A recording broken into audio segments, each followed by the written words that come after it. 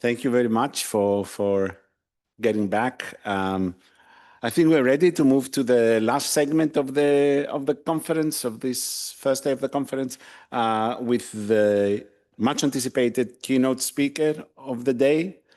I want to welcome you all back into the room. I also want to give a shout out to the people that have connected online, and welcome everyone to this keynote speech. I will invite to the stage Dr. Maggie Walter. Dr. Maggie Walter is Palawa and Distinguished Professor of Sociology Emerita at the University of Tasmania. She is the author of 7 books and over 100 journal articles and research chapters in the fields of Indigenous sociology, Indigenous data sovereignty, and Indigenous methodology. She brings her expertise across these fields to the topic of open science and open scholarship. Recent publications include Indigenous Sociology, Oxford 2023, lead editor with T. Kukutai, R. Henry, and A. Gonzalez, and Indigenous Quantitative Methodologies from Data Deficit to Data Sovereignty, Routledge 2025, with C. Anderson, T. Kukutai, and C. Gable. Maggie is a founding member of the Australian Indigenous Data Sovereignty Collective, Mayam Nairi Vingara, and an executive member of the Global Indigenous Data Alliance, GIDA. From 2021 to 2025, Maggie was a commissioner on the Yoruk Justice Commission, Australia's first truth-telling commission, inquiring into injustices against First Peoples in Victoria since colonisation. Dear Maggie, the floor is yours.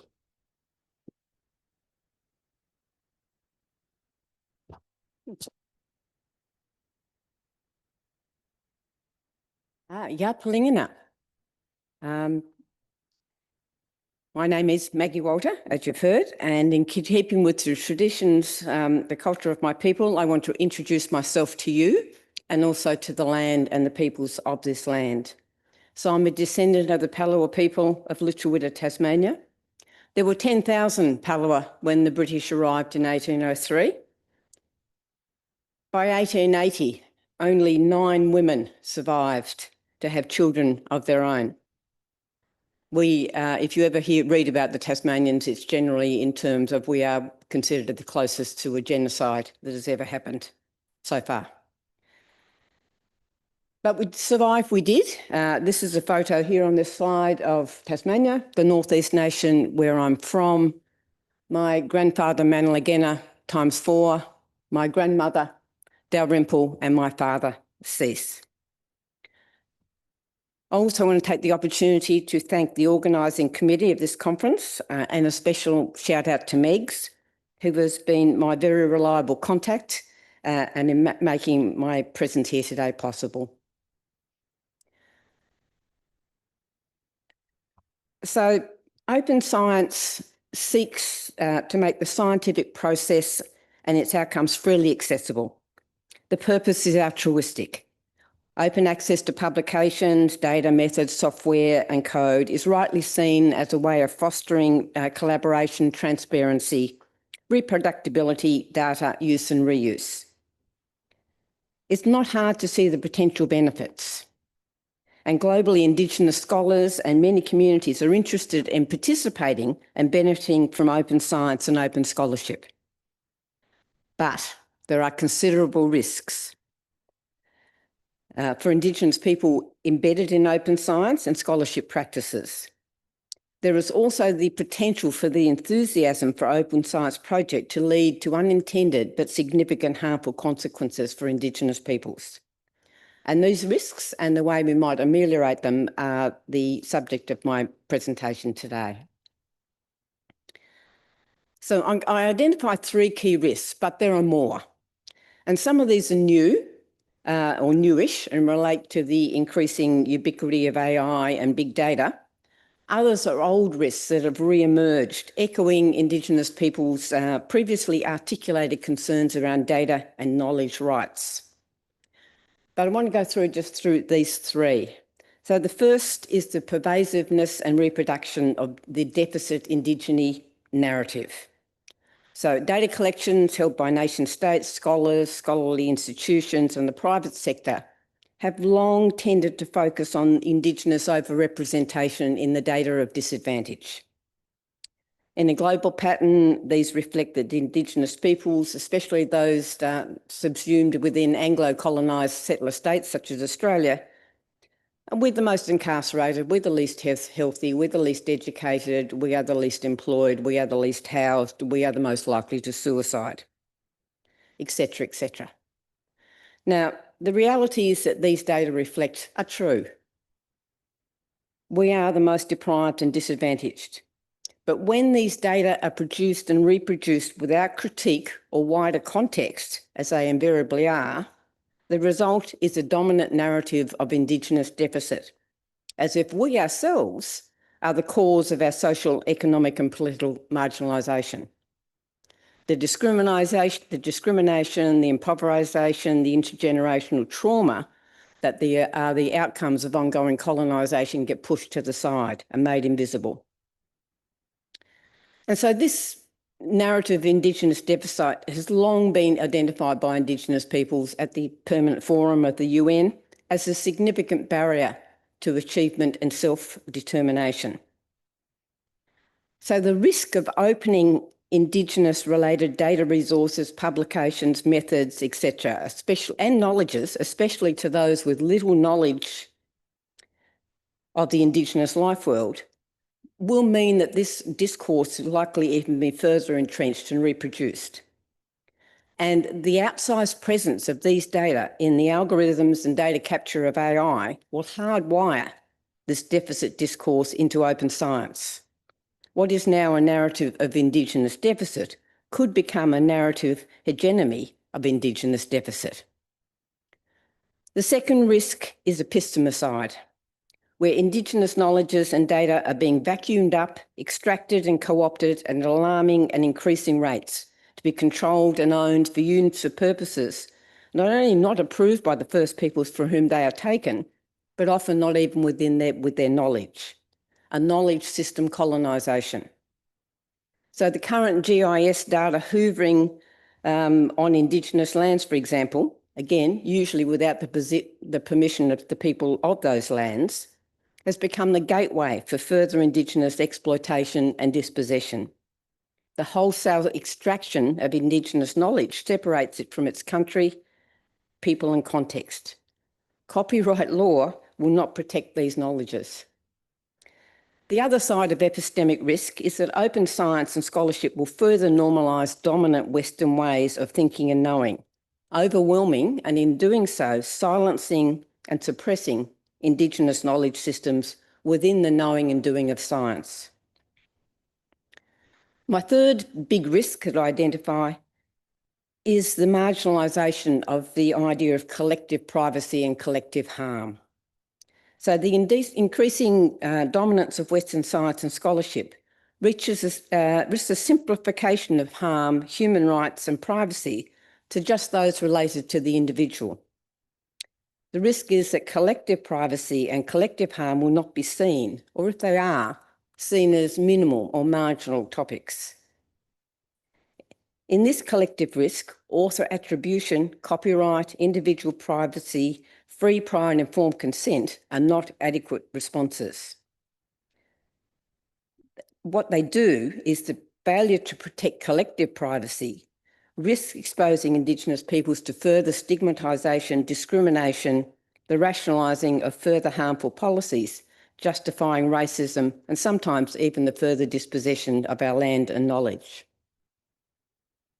So let's have a look at where we are in this space. So the United Nations Declaration for the Rights of Indigenous Peoples rightly has been lauded as a groundbreaking paradigm-shifting document. And so Article 31 is the one that most closely correlated with Indigenous data rights.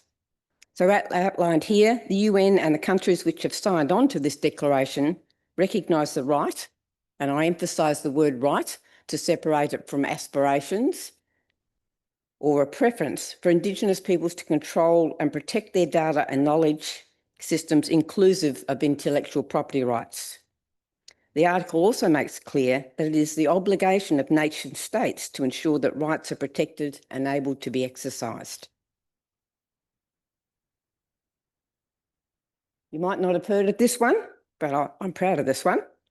So this comes out of the work myself and other members around the National Indigenous Data Sovereignty Workset with the Special Rapporteur of the Right to Privacy in 2018. It emerged from our concern that the United Nations Right to Privacy deliberations did not at that stage consider collective privacy.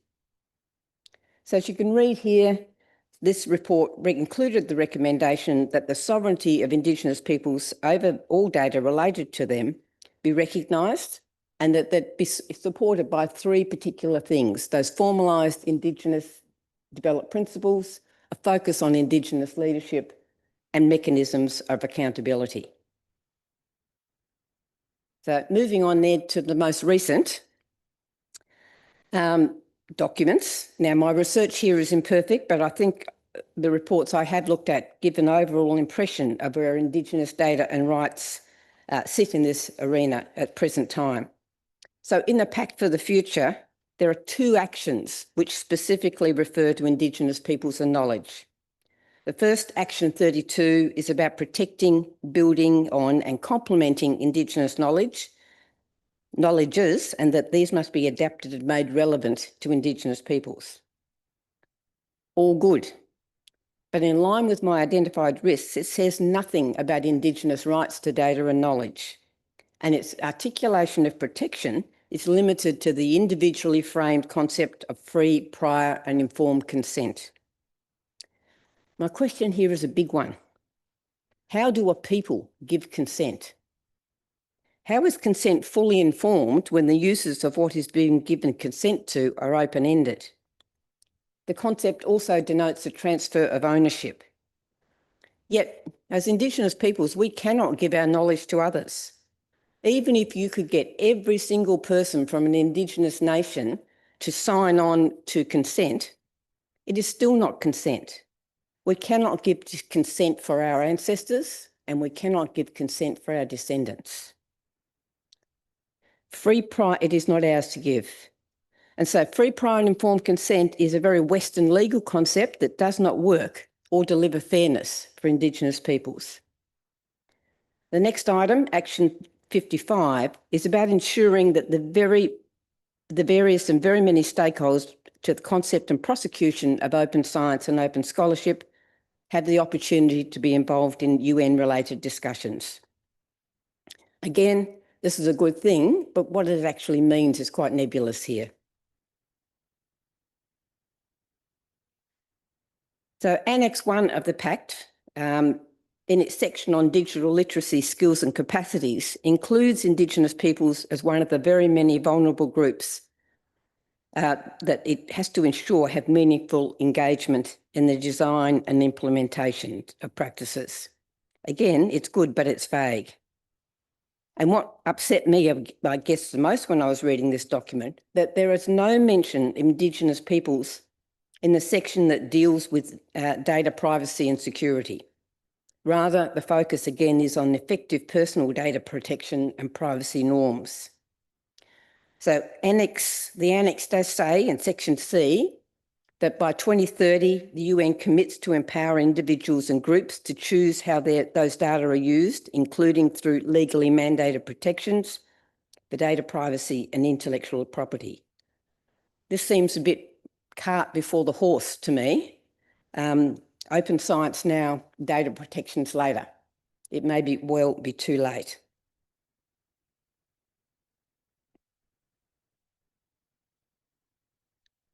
Lastly, in these documents, a look at the 2024 Dubai Declaration on Open Education Resources. Again, the facilitation of opening up access to education resources is an undeniable good. And this document tackles a critical issue that globally legal frameworks are not yet up to the task of defining or enforcing what constitutes legal use of resources and the limits of copyright law. The declaration goes on to recommend the development of guidelines and policies to protect the rights and content of content creators, ensure proper attribution. They also recommend the integration of machine-readable licenses as metadata for authenticating authorship into criteria for producing these resources and included as a criterion for inclusion in directories. So I commend this report for tackling this issue and I support its ambitions. However, the report itself contains not a single mention of Indigenous peoples. Further, the concepts of copyright and authorship and the legal frameworks relating to them are focused on individual or nameable authors. These frameworks are not meaningfully amenable to upholding Indigenous rights to the ownership of our knowledge as per Article 32 of UNDRIP. So having outlined all the problems, let's have a look. Maybe we've got some solutions. So the key Indigenous response to the risks of Indigenous data and knowledges has been the rise of the Indigenous data sovereignty movement. So Indigenous data sovereignty began formally in 2015 with the Data and Sovereignty in Indigenous Peoples Workshop, where a group of 15 Indigenous scholars from across Australia, Canada, the United States and Aotearoa, New Zealand came together to look at Indigenous data issues. I was a member of that cohort and we drew very much on the United Nations Declaration for the Rights of Indigenous Peoples and also the work of OCAP, the work that had been done by First Nations people in Canada, which really were the first ones to actually say, hey, we've got rights about our data. Since then, we have seen Indigenous data sovereignty networks form in various countries, and we have seen a wider communities of practice emerge in Mexico, in Métis, First Nations, Sami, Pacifica, and the care principles, which I'm going to talk about, which were developed in 2018. In 2019, we developed the Global Indigenous Data Alliance, where we all came together. And then just this year, we had our first Indigenous-only Indigenous Data Governance conference in Australia. We had capped it out at 300 and all those tickets were sold within a couple of weeks. So it was a big affair. We're moving to Mexico in February. So one of the benefits of having a global Indigenous data group is that we can come to decisions about shared definitions for key concepts. Because one of the things Indigenous peoples and probably many other vulnerable groups find that when you come up with a concept that's very important, it gets adopted, but then it gets co-opted and then it gets changed and varied to the point where it becomes useless. So what we've done is we're really clear about what things mean. And we will have big arguments, and I have had very big arguments with the Australian government to say, you can use whatever term you like. I think what you're doing is great, but if it doesn't have Indigenous leadership, it's not Indigenous data governance. You have to call it something else. So we even have to define what Indigenous data are. One of the first things I went to with the government agency, they tried to tell me I could have this bit over here, but all this bit over there belonged to them. So we had to say no. Indigenous data is anything in any format that relates to Indigenous peoples and impacts Indigenous lives at the collective level. So in Australia, when we're talking about country, if we're talking about water rights, if we're talking about sea resources, those are Indigenous data. And this is the biggie. This is Indigenous data sovereignty, which is about the rights of Indigenous peoples to govern the collection, management, access, interpretation, dissemination and reuse of data related to them. So it's what I just said, the data about everything. It reaffirms our obligations as First Peoples to recognise that the data belong to collective. Knowledges belong to the collective. They don't belong to the individual. It's premised on UNDRIP and on data accountability within that document.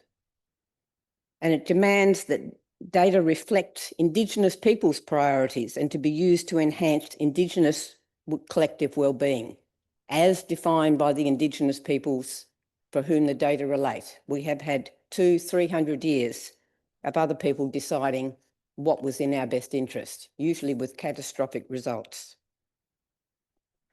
And finally, Indigenous data governance. It's dual direction. This is how you implement Indigenous data sovereignty. It informs the when, how and why our data are gathered, analysed, accessed and used, and it ensures that data reflect our priorities, values, cultures, life worlds and diversity. So it's about the governance of data that others usually hold, but it's also about the data for governance, the data we need for effective governance of our own, for programs, policies, for self-determination.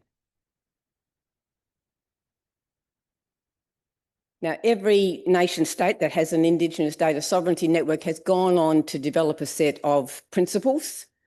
Now, these principles are very similar, but slightly different because each nation state is slightly different as well. These are the ones that for Australia, you can see me right in the middle there. And what we did was in 2018, we brought Aboriginal and Torres Strait Islander leaders from right across Australia together, sat down for 2 days, worked through to develop a set of principles and then released those. And those principles have now found large-scale acceptance right through Australia, including in many government documents. Now let's move on to open data, open science. Most of you will be familiar with the FAIR, findable, interoperable, accessible, reusable.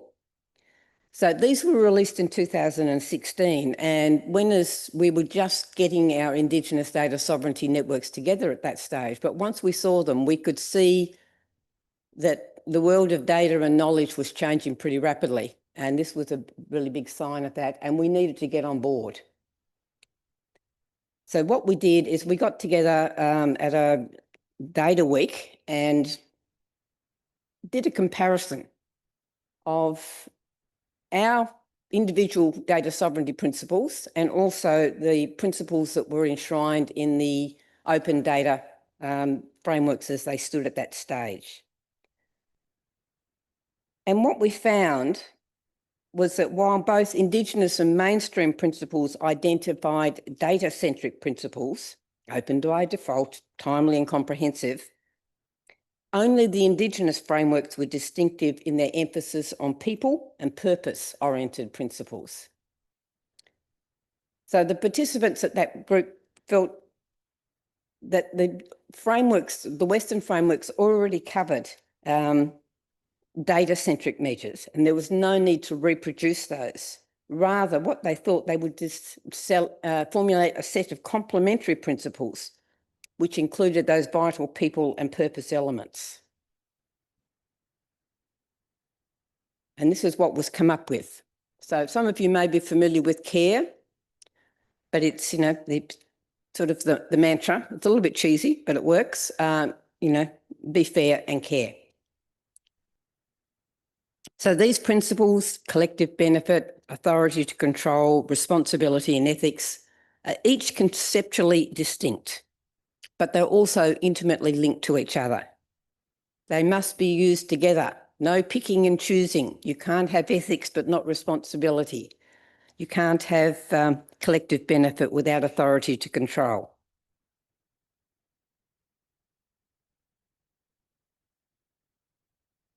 So the collective benefit is pretty clear-cut, that the collective benefit from data use or reuse needs to flow to the Indigenous peoples from whom those data relate.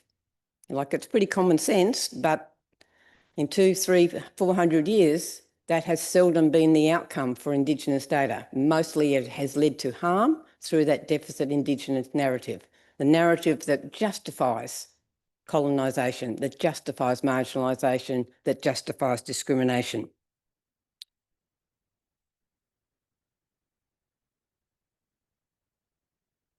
The authority to control, again, pretty clear-cut. It's just bolstering the already stated rights for Indigenous peoples to control and govern the data that relate to them. So, if open science and scholarship mean that we have lost control of our data, then they cannot be working in Indigenous interests. And now this risk is really top of mind for many Indigenous scholars, given the increasing demands by many publishers for data, codes and methods as part of the publication compact. Now, we understand the need to ensure that, that results can be verified, etc. But what is being asked for now goes well beyond that. The contracts move ownership of these to the publisher, often with the intent of opening them up to all.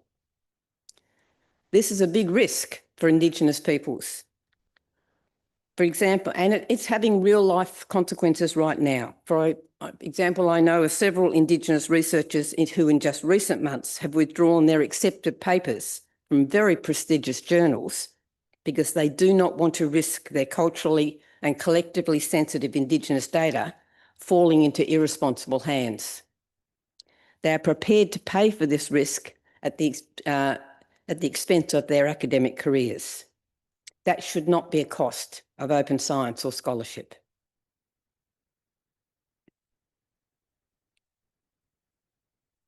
R for responsibility refers to the need for those working with Indigenous data at any level to nurture a respectful relationship with those for whom the data originate. It emphasises that data are always about people or communities, whether they be population data points, GIS map coordinates, material for scholarly publications, etc. So removal from its Indigenous source, no matter how many degrees of separation are introduced, does not negate those data's provenance or ownership. And so the responsibility for a respectful relationship is reciprocal. It's not just what Indigenous data can do for you, how useful it would be in an open education resource, but how that benefit is flowing back to those people, whether it be expanding data capability and capacity, whether it's be expanding understanding around Indigenous languages and worldviews. It has to be two-way. It can't be take your data now, probably give you some benefit later. We've heard that one before. And E is for ethics. So Indigenous people's rights and wellbeing must be the focus of the use of data across the data ecosystems and throughout data life cycles. At the centre of this ethical principle is the decision-making participation of Indigenous peoples in the governance of these data and knowledges. There's no way around it. It is the Indigenous peoples who are the owners of these data that determine and assess the benefits, potential harms, and possible future uses of those data and knowledges based on community or tribal values and ethics. Now, since they were released back in 2020, the CARE principles have taken on a bit of a life of their own. They're now appearing all over, especially the Kansas, Canada, Australia, New Zealand, US countries in government documents and policy frameworks. These are two examples from Australia, the jurisdiction I know best. So the first is the Australian Institute of Aboriginal and Torres Strait Islander Code of Ethics. Now, this is the preeminent code of ethics. If you are doing Indigenous-related research in Australia, you must meet this code of ethics. You don't get a choice. So that code of ethics says very clearly that researchers must be aware of and apply CARE data principles.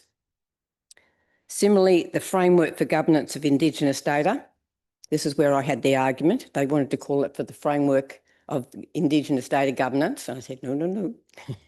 It doesn't have Indigenous leadership. It's great what you're doing, creating a set of rules for the whole Australian public service. That's fantastic. But you can't co-opt our language. So we did agree on governance of Indigenous data. Small but important.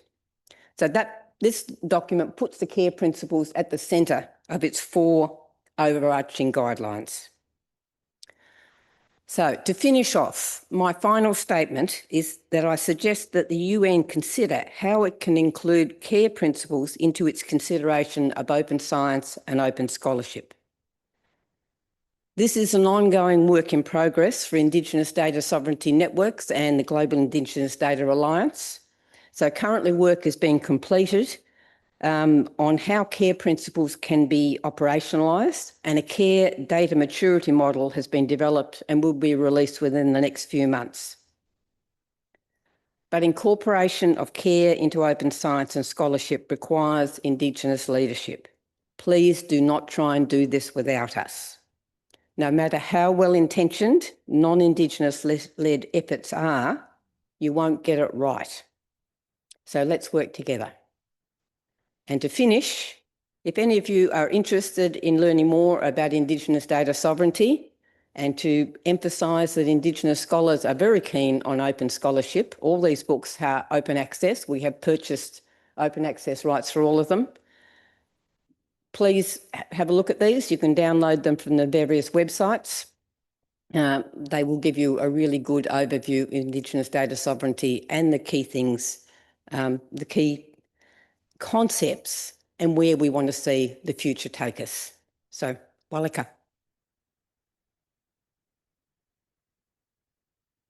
So thank you very much for this tour de force on Indigenous data. It's really very much appreciated. We would like to open the floor for questions. If there are any questions from the audience or any questions online, I think it is very clear cut what we heard and fully understood. I'm just trying to, I mean, if I'm allowed, I'll immediately jump to questioning people. But we had a similar outcome from the, and we'll be happy to include that in the outcomes of this conference, but we had a similar outcome in the 2023 conference. Hasn't the Permanent Forum of Indigenous People sort of like looked into the necessity of incorporating, because there's a huge presence of Indigenous people from all the globe, for incorporating the care principle a little bit more robustly into the outcomes of the forum discussions or documents? And I know it's been discussed, but I'm not sure if a formal decision has been taken. And so, yes, I do know that members of the Indigenous Permanent Forum are pretty keen on the care principles and Indigenous data sovereignty and governance overall, but it's yet to be formalised. Formalized into a policy document per se. Got it. Wow. So I'm not going to ask any more questions. I will give the floor to Leslie Tan and recognize Leslie Tan. Thank you for joining us. The floor is yours.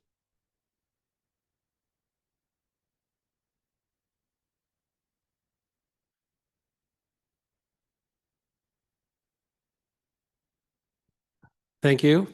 Well, for the record, for your very important reminders, and those principles what should be familiar to anybody who wants to know more about open science or practice open science.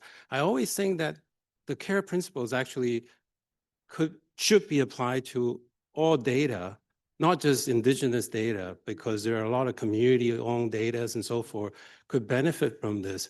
But how do we make it even, is it okay? Like, I don't want, again, part of my trepidation is like, are we overstepping if we try to take the care principle outside of the Indigenous conception?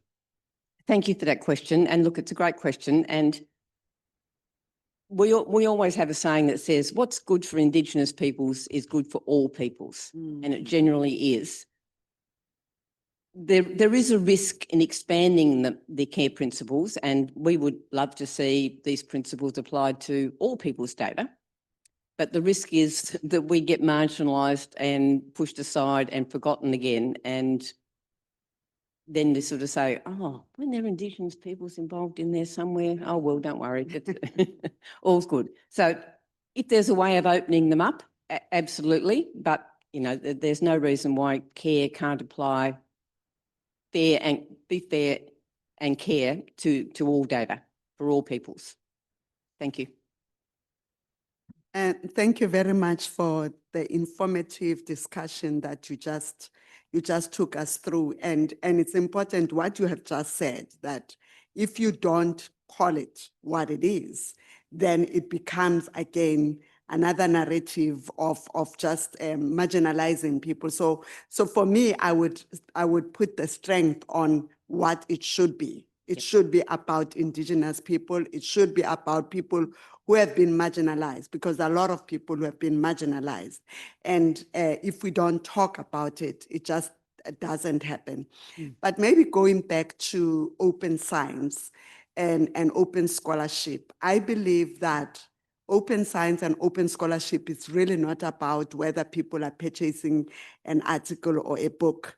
It's about the openness, who is involved in the development of the curriculum, who is involved in the writing of that, because that makes a big difference in terms of what openness means. Same applies with what you're talking about in terms of indigenous people, because that's who they are, and we should see more of them.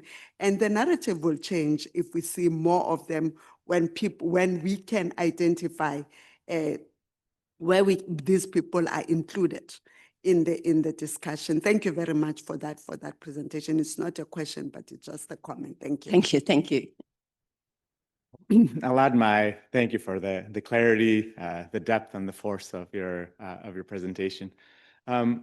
I want to sort of, when we see the conversation, the recommendations from UNESCO and Open Science that include the aspect about Indigenous knowledges, but when we are part of the open science conversation, there is such a temptation for the open science community to move forward on the parts of open science that are more easily available, more easily to grasp, easier to measure. There's all of this ease around the open knowledge as being the area of focus. So I guess I want to ask around, maybe advice or your thoughts around how do we help to push back on the rest of the open science community to say, stop moving forward so quickly on the parts that are easy and take the time to do the parts that are harder to do, without wanting to detract from the open science, like without wanting to pull back our support for open science. And so I just wanted to just hear how you might be able to advise us in the open science community from holding back and pushing back and waiting for those moments, and how do we move slowly and carefully together? I don't know whether we do need to move slowly, but we do need to move carefully. And I understand the dynamism and the things are moving very fast, and that's exciting. It's about always making sure that in the excitement, like it's, fools rush in the excitement, we don't forget those basic things about responsibility and ethics and all of those other things. And it's been really heartening for me to hear the conversations in the two panels that were on before, because I can see that those things are being considered. So yes, let's move ahead quickly. No, we don't have to stop, but there is foolhardiness in rushing rather than just speeding ahead. And, good science, of course, does take these things into consideration. And my worry is, of course, that the enthusiasm overtakes people. It's like somebody at a birthday party. You come to the birthday party, let's just get. So we just have to try and constantly say, be measured in your speed. Thank you. Thank you. Yeah, so thank you from my side as well. So I'm Anna Persic from UNESCO for a very good talk, and again, very, very timely. It's great to have it in the context of this conference. So I did just want to remind a little bit that in the UNESCO recommendation on open science, really the part on, we call it a dialogue with Indigenous knowledge systems, because this is what the consultations with the Indigenous knowledge holders came up with, and then the countries kind of accepted it. And there's really a lot of reference to both the UNDRIP and also the CARE principles and others. So do use the recommendation when you talk to people in the different governments, because the principles are there, they are stated, and I think quite nicely as well. So don't be shy of using that as well when you talk to them. But what we do see, and now we really have evidence from the reports that we are getting back from countries in terms of implementing the recommendation, is that part on engagement with Indigenous peoples and Indigenous knowledge holders really is lagging behind compared to the others, as we just heard.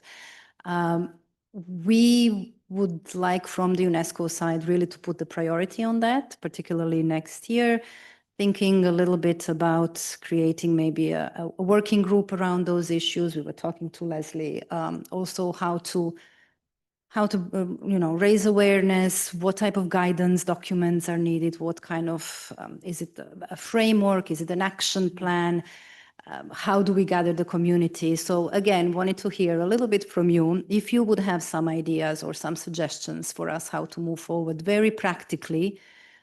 We would be very happy to work with you and then also the rest of the community in that sense. That would be great. And look, it's lagging behind, surprised me. But I guess I really want to make the point is Indigenous data sovereignty, Indigenous data governance, we don't want to be engaged with, okay? We don't want to have dialogue. We've been having dialogue for a very, very long time and it's not done us anything. I will not, and most senior people in Australia now, we will no longer go on advisory committees. We say you can keep your advisory committees. We've been giving you advice for 40 years, wasting our time. We want a seat at the decision-making table. That's what we want. And that's what we need in relation to Indigenous knowledges and data. And we would love to have a conversation about how that can be moved forward. It would need to be an action plan and it would need to be not a nice extra to have, because our data and our knowledges are nice, not nice extras to have. They're being scooped up all the time. So we need some fairly urgent action, but let's do it. I'm going to echo what people have already said. Thank you so much for that presentation. I'm Lisa Petrides from the Institute for the Study of Knowledge Management and Education based in the US. We work globally. We do a lot of work with UNESCO and we work in the field of open education. Thank you so much for your critique of that Dubai report. I was on the committee that helped write that. Point taken, and we need to change that. I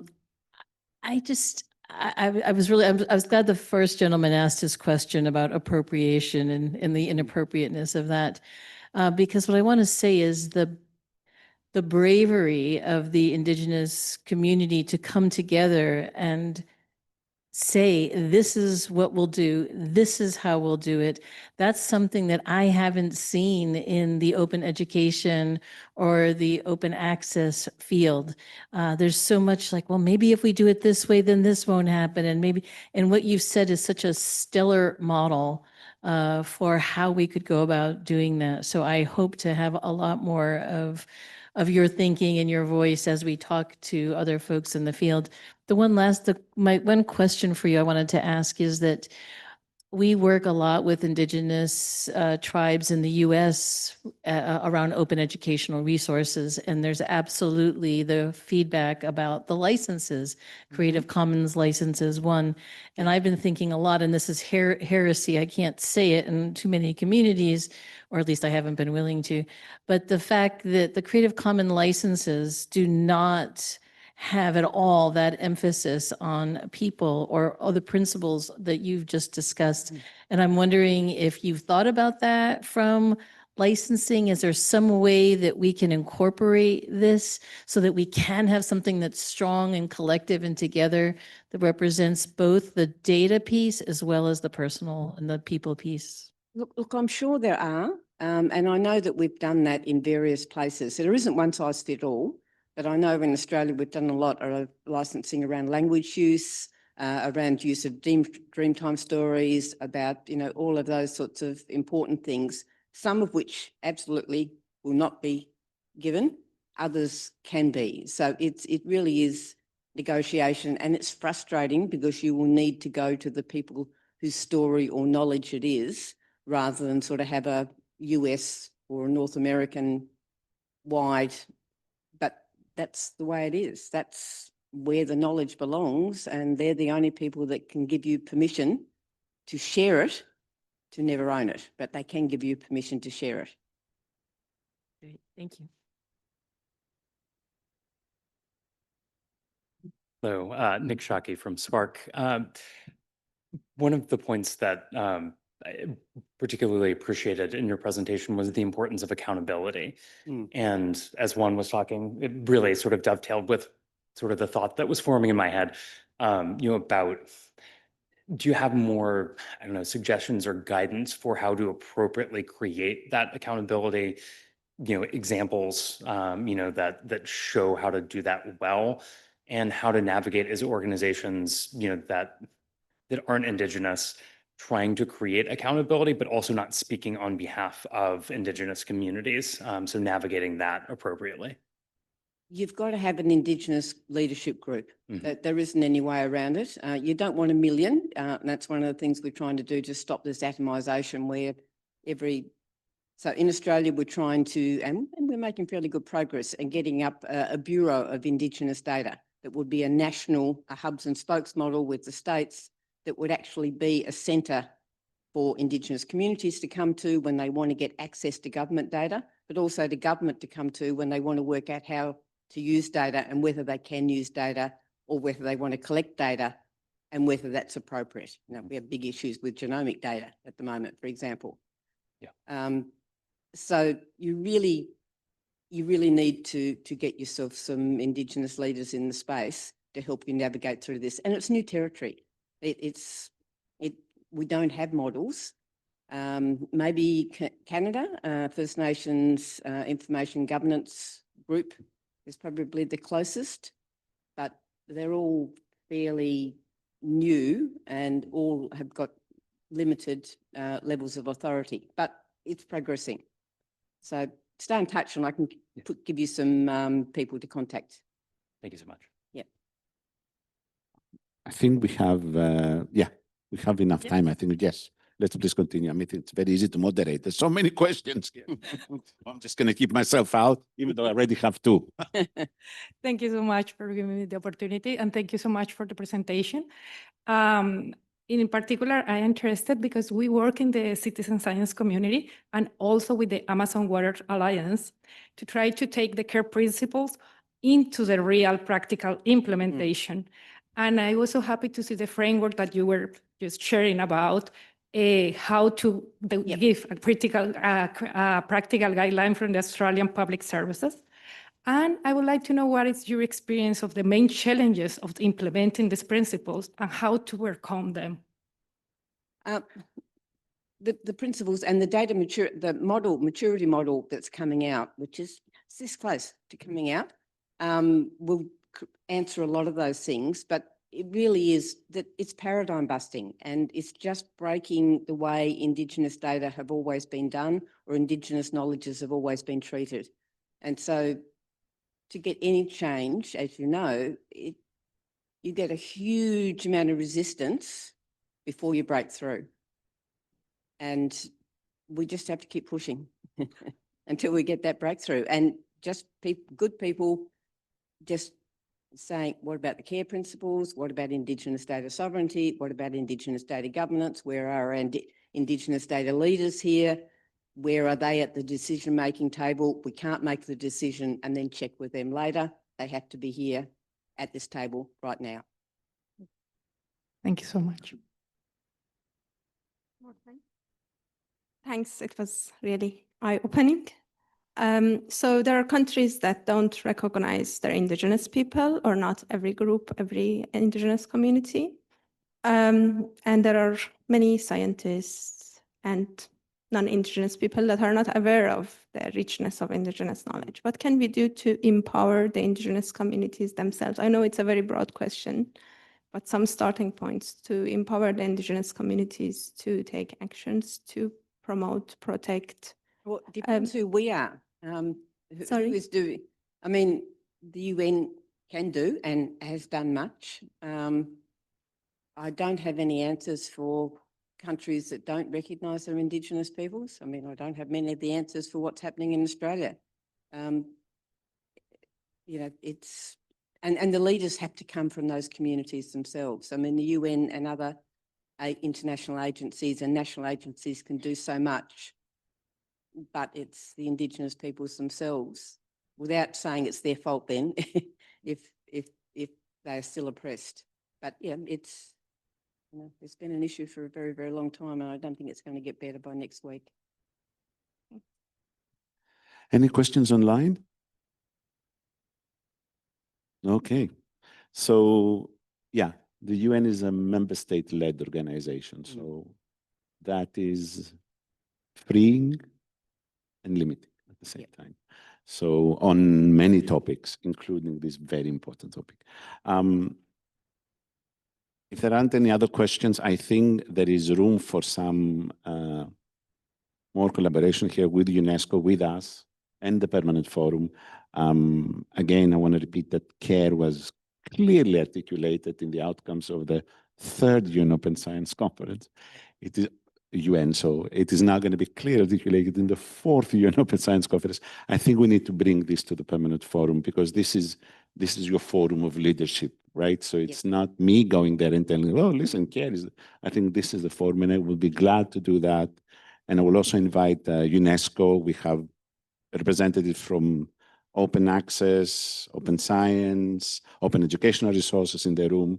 I think there is room, and this is something that we very much want to work with. We are very thankful for your clear-cut presentation and the very important points that you raised. And if there aren't any other questions, I think we are right on time to close this keynote. And we want to thank you once again, Dr. Walter, and I want to please join me in thanking Dr. Walter. Thank you.